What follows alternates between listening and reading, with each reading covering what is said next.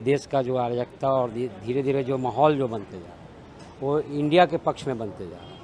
और मोदी जी पूरे भारत 140 करोड़ भारतीयों की बात करते हैं, इसलिए प्रथम मोदी जी हैं। अपना देश का क्या हालात है उस पर हमको नज़र डालना चाहिए। फॉरेन पॉलिसी बाद में आता है। जो विदेशों में नस्लीय भेद होती थी, ऑस्ट्रेलिया, अमेरिका, इंग्लैंड में हमारे यहाँ जूते पड़ते थे, हमारे साथ बदतमीजियाँ होती थी, आज नरेंद्र मोदी का नाम लेने से वहाँ पे इतने दहशत फैल गई है कि मोदी है तो मुमकिन है। 2024 में कौन, एनडीए या इंडिया? पब्लिक सर्वे चल रहा है, जानते हैं कुछ हमारे साथ हैं कुछ पब्लिक। ये बताइए 2024 में किसको आप पीएम देखना चाहेंगे? देखिए अभी तो कहना मुश्किल है, ठीक है ना, लेकिन जो सिचुएशन बनते जा रहा है धीरे धीरे देश का जो अराजकता और धीरे धीरे जो माहौल जो बनते जा रहा है वो इंडिया के पक्ष में बनते जा रहा है। अभी ये तय नहीं हुआ है जो कौन बनेगा उसमें, लेकिन इंडिया गठबंधन जो है आगे निकल करके आएगी, क्योंकि देश में इतनी अराजकता है, बेरोजगारी है, चरम सीमा पे महंगाई है, चरम सीमा पे आदमी त्रस्त है, एक नौकरी नहीं है, सारी सरकारी चीज़ को इन्होंने बेच दिया, सारी चीज़ को ये बर्बाद कर दिए।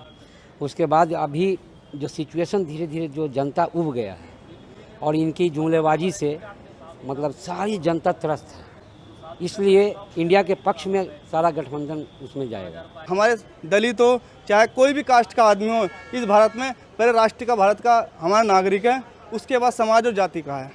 और मोदी जी पूरे भारत 140 करोड़ भारतीयों की बात करते हैं, इसलिए प्रथम मोदी जी हैं। उनकी सिर्फ नो ऑप्शन, नो किसी को वोट देना, सिर्फ मोदी जी। अच्छा ये बताइए, क्या बीजेपी में नेताओं की कमी है कि तीसरी बार भी मोदी का ही चेहरा आगे किया जा रहा है, या उन्होंने काम ही ऐसा किया या ऐसी छवि बनी हुई है?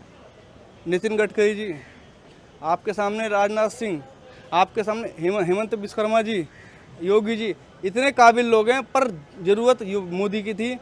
ये मोदी के लिए तो कहा जाता है कि विदेशों में काफ़ी नाम कमाया है और लोग पैर छूते हैं, फॉरेन पॉलिसी बहुत अच्छी हो गई है, राम मंदिर का निर्माण करवाया, 3 तलाक खत्म करवाया।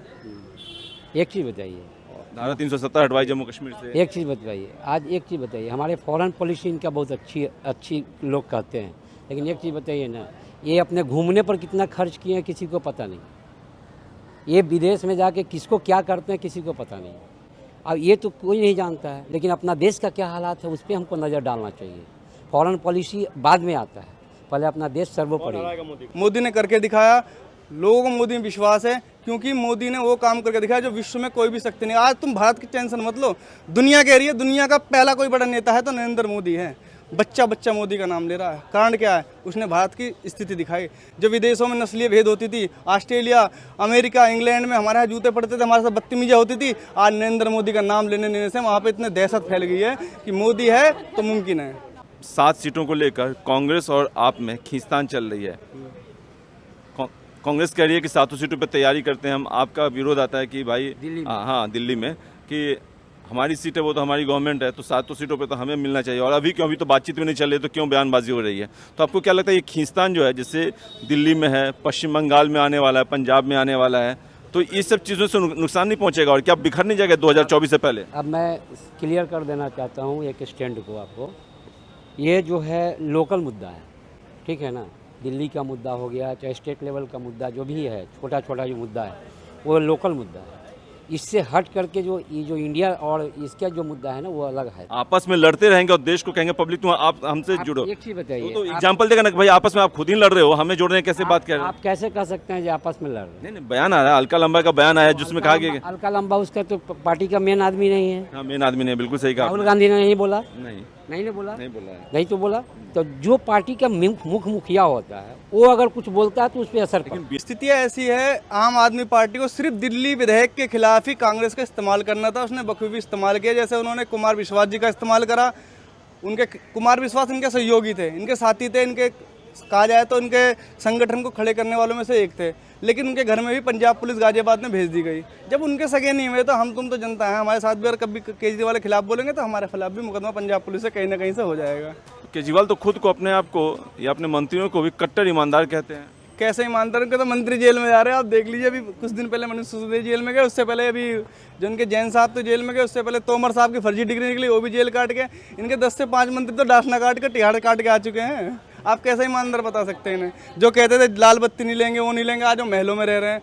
कहाँ से गरीब हो गए जी? सत्ता पाने के लिए आदमी, आज आपको एक बताओ, न नीतीश कुमार हो, चाहे लालू यादव हो, चाहे आप समाजवादी चाहे बसपा, सब पार्टियों का जो तैयार हुई हैं वो कांग्रेस के खिलाफ तैयार हुई हैं। जेपी आंदोलन से निकली हुई पार्टियां हैं और जेपी आंदोलन कांग्रेस के खिलाफ हुआ था और आज उसी कांग्रेस को अपना बड़ा भैया बता रही हैं। विरोधी में केजरीवाल हैं, राहुल गांधी हैं, ममता बनर्जी हैं, लेफ्ट की पार्टियां हैं, यानी देश भर के विरोधी हैं, जुटे हुए हैं।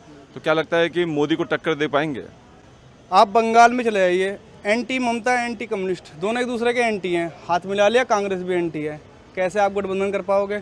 दिल्ली में आ जाओ, सीट बंटवारे में आपके लात तो जूते बजेंगे। केजरीवाल के बारे में क्या कहूँ आपसे, आप ज़्यादा जानते हैं, क्योंकि जब जिस कांग्रेस का विरोध करके जिस कांग्रेस के विरोध में सत्ता में आए हो उसी से जाके वक्त पे हाथ मिला लिया, तो ऐसी पार्टी का तो विरोध होना चाहिए।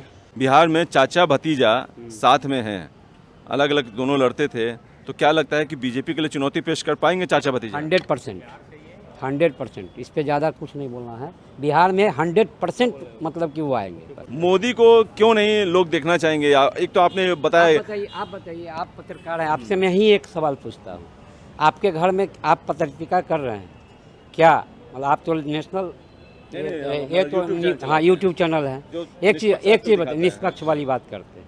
जो चैनल की आज हालात है, देश की मीडिया का जो हालात है, देश की चौथा स्तंभ बोला जाता है मीडिया को, जय जवान जय किसान जय विज्ञान, और चौथा आप लोग होते हैं। लेकिन आज मीडिया का जो हालात है, चाटुकारिता करने की जो हालात हो गई है, कि क्या देश इससे बचेगा? इसका जवाब 3 पीढ़ी जो आज इन्होंने काम किया है, 3 पीढ़ी बचा पाएंगे आप इसका? देश के सच्चाई को रखना पड़ेगा जनता के बीच, क्योंकि आज जनता बेरोजगार, लड़का लोग नया लड़का लोग बेरोजगार, हर कोई आज के डेट में त्रस्त है। फिर भी खड़ जाइए ना, फिर भी मीडिया और फिर भी मतलब प्रचार के माध्यम से इन्होंने सरकार को बनाए रखा, हम यही जानते हैं। आज लेकिन जो पहले के हालात था, 2014 से पहले के हालात था देश का, जो हम लोग का आर्थिक ग्रोथ था, जो अभी का जो आर्थिक ग्रोथ है, आसमान और ज़मीन का फर्क। ठीक है, तो ये बताइए 2024 में किसको पीएम देखना चाहेंगे? सर नरेंद्र मोदी जी हैं हमारे, ऐसा क्योंकि उन्होंने देश के लिए कुछ किया है, देश को जिस स्तर पे पहुंचाया वही पहुंचाया है। इसके पहले की सरकारों ने बस देश को, लोगों को बस बहलाया फुसलाया, बताया नहीं कुछ। आज यहाँ पे सीपी में है, जो चीज़ देख रहे हैं सब बीजेपी की ही देन है। क्या क्या लगता है, क्या क्या काम किया है? बीजेपी ने क्या नहीं किया, बीजेपी की ही देन है, जो कि हमारे छोटे छोटे गाँव में आवास की योजनाएं आई, बीजेपी की ही देन है।